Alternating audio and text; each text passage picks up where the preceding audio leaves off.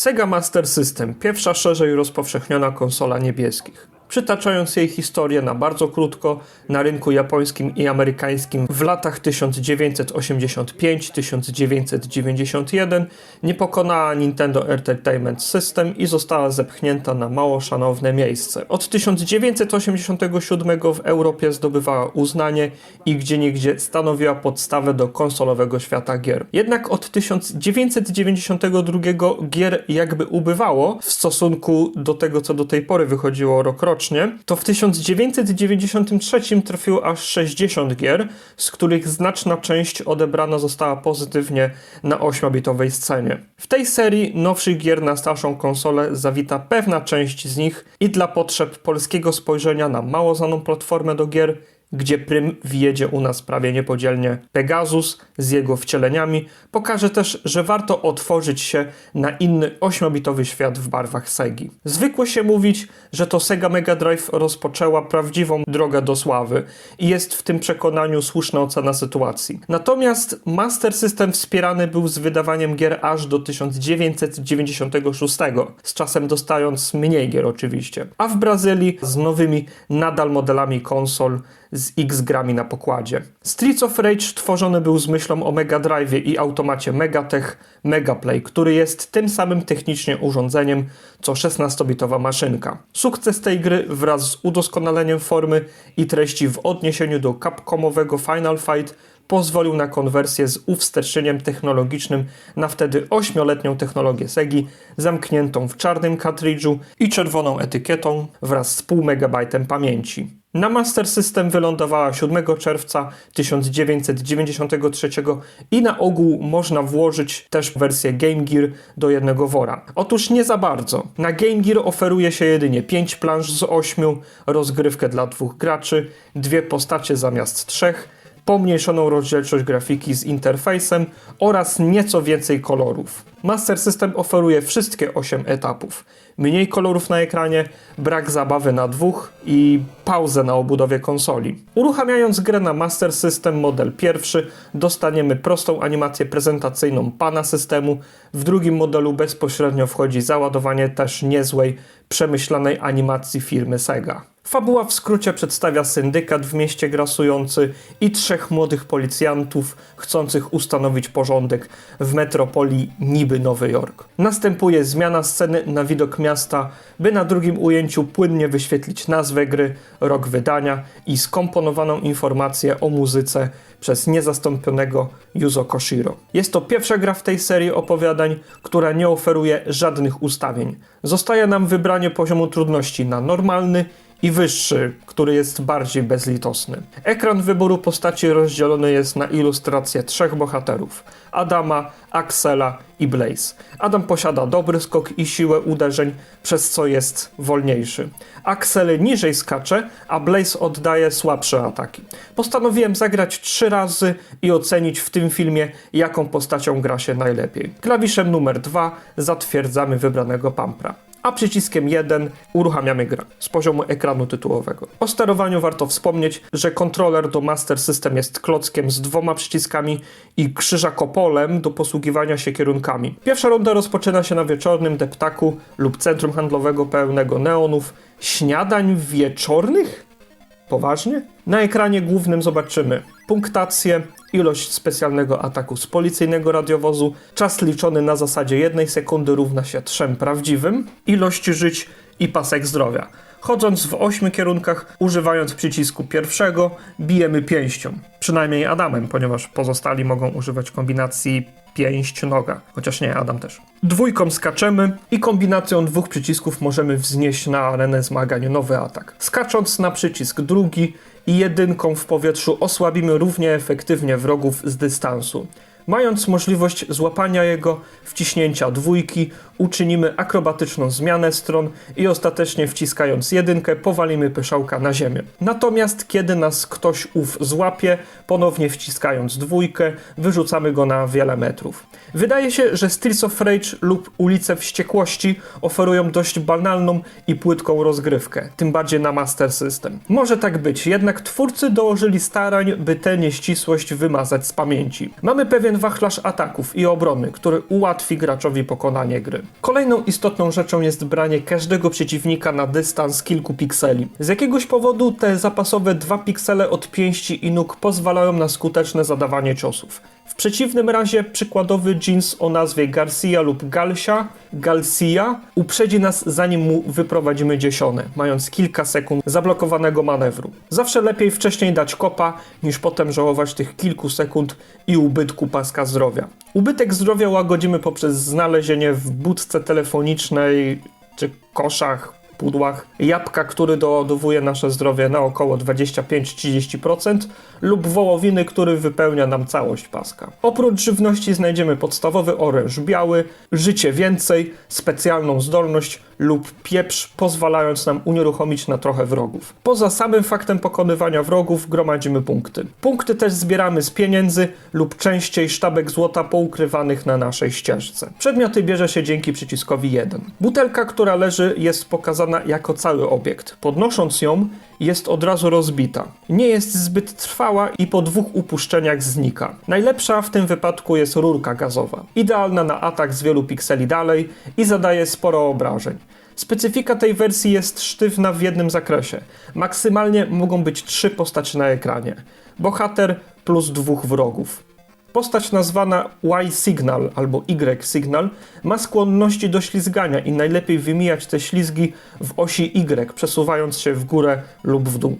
Ta technika przydaje się w innych chwilach. Następny gość Haku Och jest uczniem kung fu i też z pomocą zmiany osi Y mylimy jego próby uderzenia. Ten skacze z wysuniętą nogą, co może też postać unieszkodliwić na trochę. Jest jeszcze kobieta o imieniu Nora, przebrana za trenerkę zwierząt w cyrku, wyposażoną w bicz. Odskok z kopnięciem jest na nią dobrą taktyką. Każde uderzenie poprzedzone jest 8-bitowym charakterystycznym, przypominającym walnięcie w kogoś dźwiękiem. Towarzyszy temu krótki szum wymachu. Przy odpowiednio bliskim ustawieniu się wrogów w osi Y da się ich pokonać w bliskim od siebie odstępie, zwłaszcza z bronią białą, traktując ich jak wyrzucone przedmioty. Wadą całej walki jest brak paska zdrowia przeciwników. Odróżnić można wtedy pokonanie poprzez ilość uderzeń lub bez liczenia swoisty odskok z powodu braku energii wraz z oczywistym dla gier wideo migotaniem postaci. Pierwszy boss, który się nazywa Antonio, posiada bumerang i rzuca nim w osi X. Są 2 strategie na jego uspokojenie. W momencie stykania się osi gracza z bossem można go złapać i z łatwością rzucić na ziemię lub dobić. I na tym fragmencie walki postanowiłem użyć specjalnej policyjnej jednostki. Używa się jej, kiedy...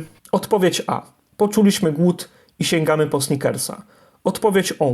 Wciskamy pauzę na konsoli i potem przycisk pierwszy. Odpowiedź B. Subskrybujemy mój kanał na YouTubie i uważnie oglądamy, lubimy i chwalimy. Odpowiedź C. Przycisk pauzy jest na spodzie kontrolera. Pauza w Sega Master System znajduje się na obudowie konsoli po prawej stronie obok resetu. To jeszcze była epoka, kiedy Sega z niewiadomych dziwnych pomysłów umieściła przycisk do zatrzymywania gry bezpośrednio na konsoli. Nic nadzwyczajnego, w końcu w poprzednich konsolach Mark III, de facto pierwszym japońskim Master System, czy SG-1000 też pauza jest umiejscowiona na konsoli. Żeby użyć specjalnego ataku wystarczy wcisnąć pauzę i przycisk pierwszy. Najwygodniejsze rozwiązanie na globie do czegokolwiek. Oczywiście jeśli mamy jedną eskę w zapasie. Bez tego wciśnięcie jedynki nie zdziała nic. Przyjeżdża radiowóz, policjant celuje bazuką i rakieta wybucha, rozpraszając się w okrąg, zdejmując dużą część paska bossa. Są szanse, że mając tego wroga bitego, odda nam ochoczo i na parę sekund ucieknie. Następuje po pokonaniu podsumowanie punktowe za wykonanie etapu, pozostały czas na danym wycinku mapy i część zdrowia. Na nowym etapie mamy pasek witalności uzupełniony. Życie zdobywamy w pierwszych 50 000 punktów, później za każde 100 000 otrzymujemy następne. Na nowym etapie otrzymujemy też specjalny policyjny atak. Drugi poziom dzieje się na badziewiu niepożałowanym z brudnymi alejkami i żulami menelskimi, ze szczyptą oprychów, z rozwalonymi gaciami. Warto odnotowania jest muzyka, ponieważ pierwszy poziom miał pasującą nutkę do sytuacji znaną z Mega Drive'a. Tu na Master System zastosowano utwór pochodzący z wyboru postaci zapętlony na 10 sekund. Znudzenie się tym rzępoleniem 8-bitowym nadchodzi po drugiej pętli, tworząc miernotę już na wejściu.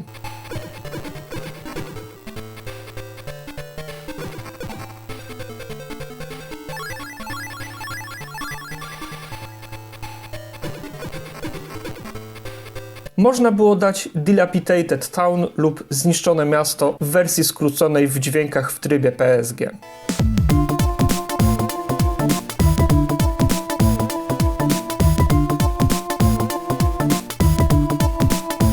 Poza tym ten poziom jest bardzo nudny, szczegółów ma kilka z wybitymi oknami, plakatami jakiejś pani, czy dalszego widoku na panoramę Megalopolis. Tak czy owak nędzny etap w dwóch znaczeniach: wyglądu i przechodzenia. I to w tym momencie podbiega nowy wróg, klaun z toporkami lub później ogniami. Mądrym posunięciem będzie nieczekanie, aż zacznie rzucać tym, co ma w rękach i od razu co zobaczycie, to lekcje masażu pięścią po ryju. Kolejną dobrą częścią gry niech będzie zostawianie jedzenia na później, kiedy macie 100% zdrowia lub pewną część. W ten sposób uniknie się utraty życia lub punktów. Czasem jednak, kiedy przeciwnik stoi blisko żywności, łatwo można oberwać i tworzy się zmarnowana okazja. Drugi boss przypominający Wolverina, piękny, wysoki blondyn niczym Duke Nukem, a tak naprawdę Saufer, czyli południowiec, pojawia się. Jak łatwo da się rozpoznać południowca, swoimi metalowymi ostrzami pazurami posieka zdrowie bohatera w mig. I nie mając wyjścia, należy obrać metodę osi Y. Podchodzenie do niego od tyłu i obalenie na ziemię działa wybornie lub z odległości wczesne zadawanie ciosów przyciskiem pierwszym. Tylko w tym drugim wypadku trzeba oddalać się od niego, by nie dosięgnął brudnymi pazurami naszych policjantów. Trzecia mapa zawita widokiem plaży z 4 klatkami przypływających fal i kolejnych 4 odpływających. Nie wiedzieć czemu obraz rozgrywki przesunął się odrobinę w lewo, przez co kawałek wideo się ucięło. Bossem na plaży jest zawodowy wrestler Abadede i używa nieskomplikowanego lewego lub prawego sierpowego w miejscu. Przy dozie finezji ponownie na zasadzie osi Y i trochę X okrążamy jego, kiedy ten robi sierpa i od strony jego spoconych i owłosionych pleców trzaskamy go aż do nokautu wyraźnego. Z odskoku też możemy powalić go na piach. Czwarta część zmagań dzieje się na moście i należy dodać 2 elementy tej układanki. Ładne widoki na panoramę miasta i potrzebne dziury w moście, jak dziury w moście. Mają one 2 strony guzika. Samowolnie wrogowie wpadają do dziury lub gracz ich zrzuci, albo sam gracz wpadnie i ma życie mniej. Ostrożność jest tu zalecana ze zwiększoną jej skalą. Bongo, bo tak się zwie następny boss, ludzki smok ziojący ogniem. Jaka jest na niego metoda? Dość prozaiczna i wydaje się ryzykowna. Stanięcie mniej więcej przy krawędzi ekranu i wymachiwanie pięściami. Ewentualnie za pleców załadowanie lepa też przyniesie oczekiwany rezultat. Na nim można sporo żyć stracić bez tych porad. Piąta przygoda jest na statku. Różnica kolejna występuje względem poprzednich etapów taka, że babki przy pojedynczym uderzeniu nagle i to prawie zwijają się w kulkę i są nieruchome i co najważniejsze, nietykalne w pewnej odległości kilku pikseli. Kiedy odejdzie się od niej, nich zyskują na siłach i atakują. Wzięcie je od tyłu lub z odskoku porządkuje ich umysły. W połowie statku pojawi się Abadede i on stanowi bonus punktowy wraz z elementem utrudniającym. Nieco dalej pojawiają się klauny lub inne wycierusy z podpalonymi zapałkami czy pochodniami. Onihime i Yasha, 2 babki, jako 5. boss w Streets of Rage. Odskok z kopnięciem załatwi sprawę dość szybko. Same zaś są cwane, ponieważ ze skokiem z obrotem unikają kontaktu i przy chwili nieostrożności z odskoku potraktują gracza boleśnie. 6. ekran walk toczy się w fabryce i kolejną zmianą są taśmy produkcyjne przesuwające gracza nieco szybciej lub spowalniające z tą samą siłą. Znajdą się też panele z aktywowanymi wiązkami laserowymi przy depnięciu na szare pole. Z odstępem 2 sekund od znalezienia się na polu lasery ładują w gracza lub rzezi mieszków bez zastanawiania się. I tu przypomni się Bongo oraz Saufer, południowiec. 6. duży wróg to będzie odpowiedź A. Dziadek do orzechów, odpowiedź OM. Dziadek z plecakiem odrzutowym. B. Twój bliski wchodzący do pokoju lub pomieszczenia, w którym oglądasz właśnie ten film. Odpowiedź C. Nadprezydent prezydentów tej fabryki. Odpowiedź ci. Ćma. Nie. Dziadek z kapelusikiem cylindrowym niczym Monopol z popularnej gry planszowej w fioletowym kubraku i plecakiem na garbie. To dopiero stary drań. Wyrzuca z plecaka rakiety i oddala się na drugą stronę. Sposób sprowadzenia dziadka do normalnych, by był bardziej potulny dla wszystkich wnucząt tej ziemi, jest znów prosty jak konstrukcja cepa. Pojawi się na krawędzi ekranu, piąstkujesz go ładnie. I jak to wywali plan on do góry nogami, to w momencie lecącej rakiety można w tej samej linii X, co on z odskoku się odwdzięczyć. I to też nie zawsze pomaga. Rakieta ma dość szeroki hitbox lub pudło uderzeniowe. 7, przedostatni skrawek jest windą na szczęście krótką. Dostajemy się na górną część siedziby mafiozy miejskiej. Można wykorzystać pozostałą powietrzną przestrzeń dookoła podnośnika, by zrzucić wrogów. Jest to możliwie najkrótszy etap w całej grze i najładniejszy z pejzażem, zwłaszcza na szczycie. 8 poziom jest korytarzem z czerwonymi, eleganckimi, barokowymi ścianami i równie czerwono-ciemnym dywanem. Największa zmiana tu wchodzi z przytupem, a jest nią kierunek pójścia dalej nie w prawo, a w to drugie prawo, czyli lewo. Wypiernicza to wersję Game Gear całkowicie, gdyż tam idzie się w prawo przykładowo. Długi korytarz rozsiany jest wszystkimi 6 bossami w kolejności 1, 2, 3, 4, 6 i 5. Przekraczając próg giga drzwi w osobnym pomieszczeniu, spadając z góry, siedzi se tak zwany Pan X, będący na razie tłem otoczenia. 3 zestawy wrogów otrzymamy na przystawkę i on sam podnosi swe zielone 4 litery z karabinem maszynowym. Zadaje największe straty w życiach i Adamem zużyłem wszystkie 3 kontynuacje. Taktyka ogranicza się do wybrania odpowiedniej odległości od krawędzi peronu, ekranu i walenie w niego pięściami w momencie zbliżenia. Później schodzi na ukos i z drugiej strony ponawiamy wymierzanie w jego stronę plaskaczy. Adamem przegrałem kompletnie grę, za to Axelem i Blaze bez szwanku na kontynuacjach dobiłem Xa, prawie Twittera. Zakończenie gry, czy też outrodukcja pociesza nas 4 obrazkami. Jeden z nich pochodzi z drugiego Streets of Rage na Mega Drive'a Genesis. Koniec gry jest czasowym wypełnianiem kwadratami jakby LEDowego napisu Game Over. Szczęśliwe zakończenie urywa się wieczornym widokiem na miasto z 3 bohaterami. Gra resetuje się. Stylistycznie bardzo przypomina Streets of Rage z Mega Drive'a, jedynie dostaje po kościach uwstecznioną grafiką i muzyką na miarę mocy 8 bitów. Tak czy inaczej, z przyjęciem tej informacji za oczywistą, wizualnie nadal pokazuje się od dobrej strony. Co prawda, w 31 kolorach przeciętnie dla większości produkcji ujrzymy przeważnie bogactwo barw, to tu będziemy widzieć sceny w 15-20 kolorach, dobrze dobranych z palety 64. Już scena pierwszego obrazu z wieżowcami daje co najmniej 4 odcienie niebieskiego i łącznie blisko 13 kolorów, co na sprzęt 8-bitowy wcale to nie jest mało. I to w rozdzielczości 256:224. Prędkość gry w NTSC nadaje jej pożądanego wyglądu i brzmienia. W palu nie da się grać. Rozgrywkę toczyłem z odblokowaną prędkością NTSC dla Master System Model 1. Na 2 i to jeszcze z obrazem wyjściowym antenowym. Z miejsca dyskwalifikuję tego zawodnika z testów. Bardzo zły obraz tam jest. Grafika jest śliczna w podsumowaniu z mniejszą ilością animacji. Kompromis jakiś musi być. Etapy na Master System oddają pełną prezentację lokacji z Mega Drive'a, tylko w mniejszej skali z krótszymi mapami. Nie ma żadnych braków, jak to ma miejsce w wersji Game Gear, gdzie tam wycięto poziom 2 w nędzy, 3 na plaży i 7 z windą. Tam gorzej wyprowadza się ciosy i przeciwnicy są upierdliwi na potęgę. Muzyka w sosie 8-bitowym stanowi piękną, skróconą kompilację znanych fanom Segi i chodzonych bijatyk, melodii w module PSG, z kwadratami na wizualizacji graficznej audio. Tutaj są już pustki w postaci wypełnionych tych samych ścieżek. W wyborze postaci przygrywa pierwszy etap Fighting in the Street.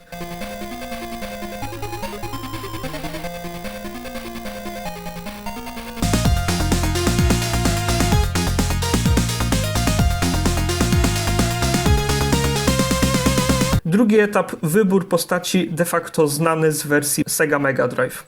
Okropne.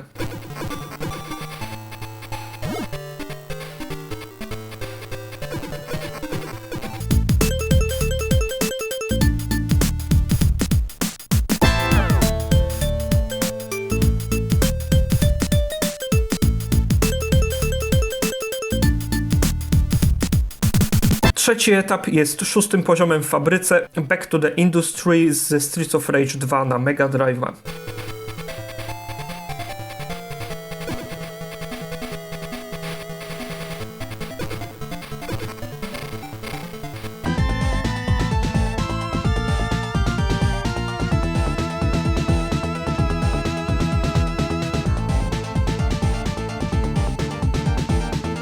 4. etap Keep the Grooving w prawidłowej kolejności.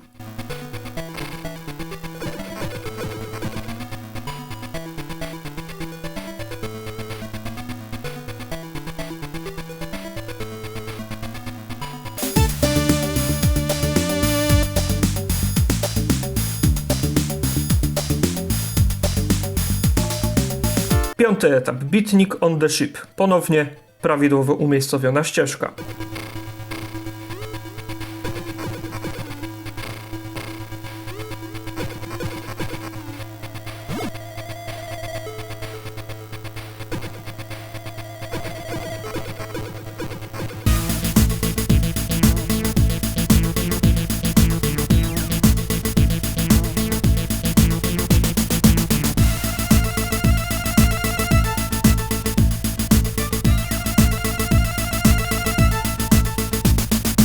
Szósty i 7. etap. Ku zaskoczeniu gra nowy utwór ekskluzywnie dla Master System i nie ma jego oficjalnie w żadnej późniejszej grze w serii Ulic Wściekłości. Nawet na Game Gear nie występuje.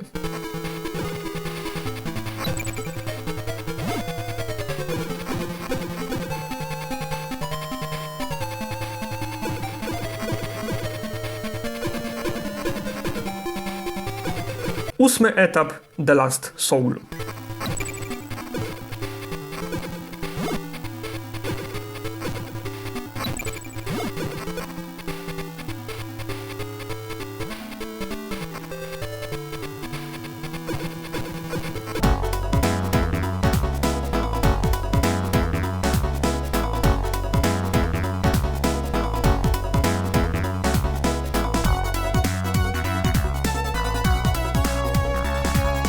Każdy boss i ostatni rywal Pan X dostaje Attack of the Barbarian.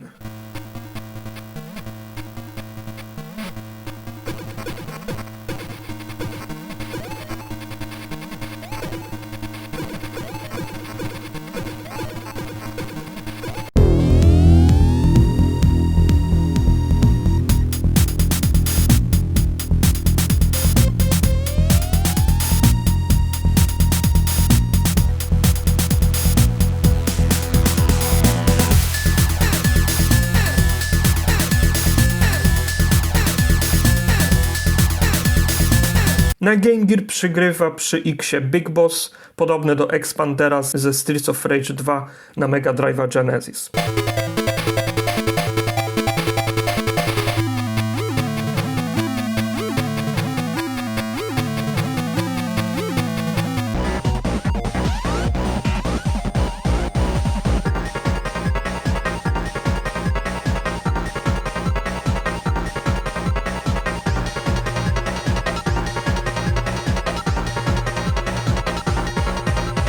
Ktoś, kto lubi muzykę 8-bitową, będzie zadowolony. Wykonanie oceniam za piękne. Odkrycie najlepszej postaci nie musi trwać długo i będzie miłym zaskoczeniem, że Adamem i Blaze przechodzenie jest bułką z masłem. Wbrew temu, co menu wyboru postaci sugeruje, Blaze potrzebuje mniej ciosów na zamigotanie wroga. To sprawia, że jest najlepszą postacią do grania. Poziomu trudności wyższego nie testowałem, możecie co najwyżej sprawdzić, co mogą powiedzieć 8-bitowe zmagania w grze w tej sprawie. Pierwsze Streets of Rage na Master System jest fajnym hybrydowym rozwiązaniem chodzonej bijatyki na 512 KB pamięci ROM. Wierne, oddane poziomy z wersji Mega Drive, przechodzenie planż bardzo podobne, jak i osobne w swojej postaci zasługują na uznanie. Trudna gra do opanowania, z ciężkim do użycia atakiem specjalnym, by wstać i podejść do konsoli, prostym i jednocześnie złożonym sterowaniem, ładną, czytelną grafiką, miłą muzyką, wywalić jedynie wybór postaci i jest dobrze, w sensie muzyka. Rozgrywką na godzinę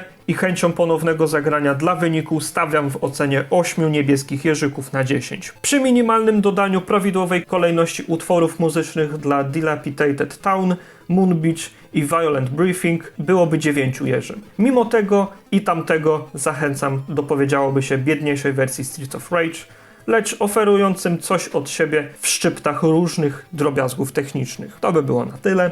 Zapraszam do kolejnego odcinka w serii Nowsze gry na starsze konsole i do zobaczenia w następnym odcinku.